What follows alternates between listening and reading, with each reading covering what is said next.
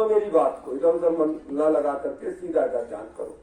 तो जिस बच्चे ने माता पिता की सेवा नहीं की, सोचो जब बच्चा होता है, 5 मिनट बोलेंगे इस पर, जब बच्चा होता है पिता की बांछें खिल जाती है और पैसा ना हो 10 घर जाता है, पैसा इकट्ठा करता है, अपने बेटे का बहुत अच्छा जलसा करूंगा, लोगों को बुलाऊंगा, खिलाऊंगा, मेरे घर का चिराग आया है, बुढ़ापे का सहारा आया है, लाठी बन के आया है।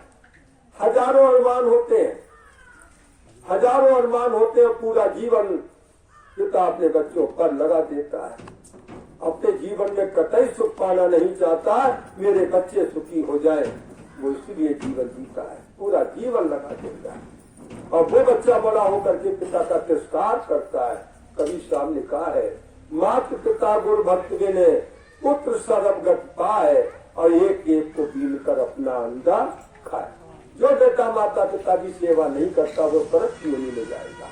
विचार करके देखो, जो भगवान है, माता पिता पैदा करने वाले हैं, खिलाने पिलाने वाले, उन्हीं को दुष्काटता है। एक लड़का बहुत लड़ता था अपने बाप से, बहुत लड़ता था कि मुझे बाइक ले दो, बाइक ले दो, बाइक ले दो।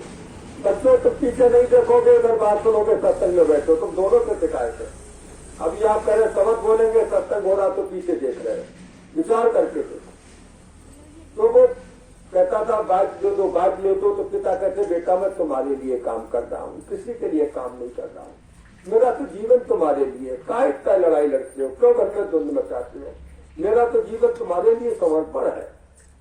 वो कहता रहा, वो एक पर्चा बना लिया करते थे कि इतने समय में पैसा हो जाएगा, इस तारीख तक आपकी बाइक ले देंगे, जो भी होता था पर्चा बना लेते। 2-3 महीने बेटा लड़ता रहा, फिर पिता के जूता पहन के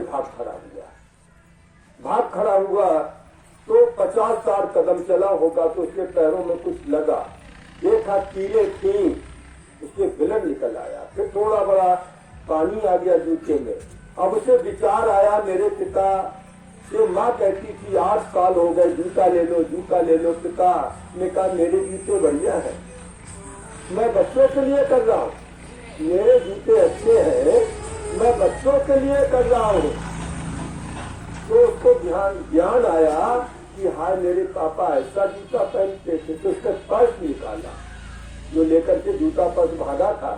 तो जब पर्स निकाला तो उसमें कुछ पैसा नहीं था, एक लेटर था, पर्चा था। पढ़ा कि इतने महीने पहले लैपटॉप लेके दिया है, लैपटॉप लेके दिया, उसकी किस्त जा रही है, और इस तारीख पर बाइक बेटा छोटी से ले दूंगा, वही तारीख थी। तो वो उदास मन पर एजेंसी से पहुंचा। पिता कह रहे बेटा कहाँ गए? मैं बेटा 3 घंटे से तुम्हारा इंतजार कर रहा था, काहे लड़ते हो? बेटा ये बाइक ले लो, घर चलो। नहीं बेटा, पापा को नहीं बुलाते, नहीं परेशान करते। तो लड़का रोने लगा, हमें बाइक नहीं पापा चाहिए, हमें बाइक नहीं पापा चाहिए। विचार करके देखो, बहुत गहरी बात है मेरे बहन और भाइयों। माता पिता आज दुखी हैं, विचार करके देखो। और बच्चे आज अलग होकर के माता पिता को दुत्कार रहे, ये नहीं होना चाहिए।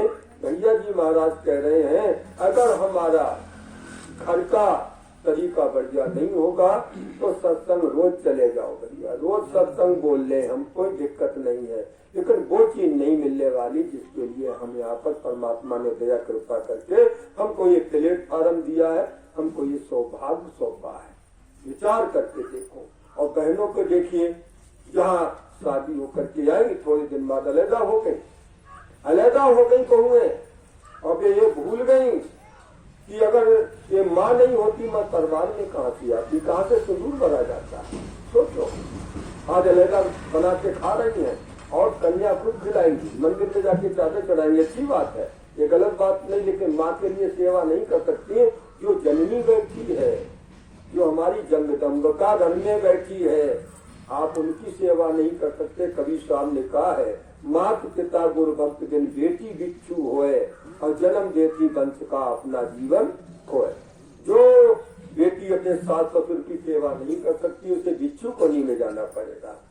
तो बिच्छू के जो बच्चे होते हैं, कुदरत का नियम है, उसको खाते रहते वो मर जाती, वो चलना शुरू करते। जिंदे पे खाते कितना कष्ट होता होगा, ऐसे कष्ट को सहन करना पड़ता है। और एक बात आपको बताना चाहते हैं, जब तुम्हारा बेटा बड़ा होगा तो वो भी बहू लाएगा, तुम भी साथ बनोगी, तो सेवा होने वाली नहीं। जो गोस्वामी जी ने कहा है, अपने कर्मन जाओ न साई, जो काहू पे दोष लगाई। अगर तुमने सास ससुर की सेवा नहीं की तो तुम्हारी सेवा होने वाली नहीं। तुम भगवान को रुला रहे हो। अच्छा, एक बात और आपको बताना चाहते हैं, सब में कौन है? सब में वो परमात्मा, जैसे सूरज है सबको प्रकाश देकर दे रहा, एक ही सूरज है, एक ही सूरज है, तो हम हमारा सबका परमात्मा एक है। अच्छा, तुम अपने पिता के बेटे हो और पुत्र के कौन हो? पिता हो, पत्नी के पति हो और बहन के भाई हो। तुम चारों एक हो, एक हो। हमारे समझने का फेर है, वो सब में मालिक बैठा हुआ है। और तुम किसे गाली दे रहे हो, किसे गलत बोल रहे हो, किसका अपमान कर रहे हो?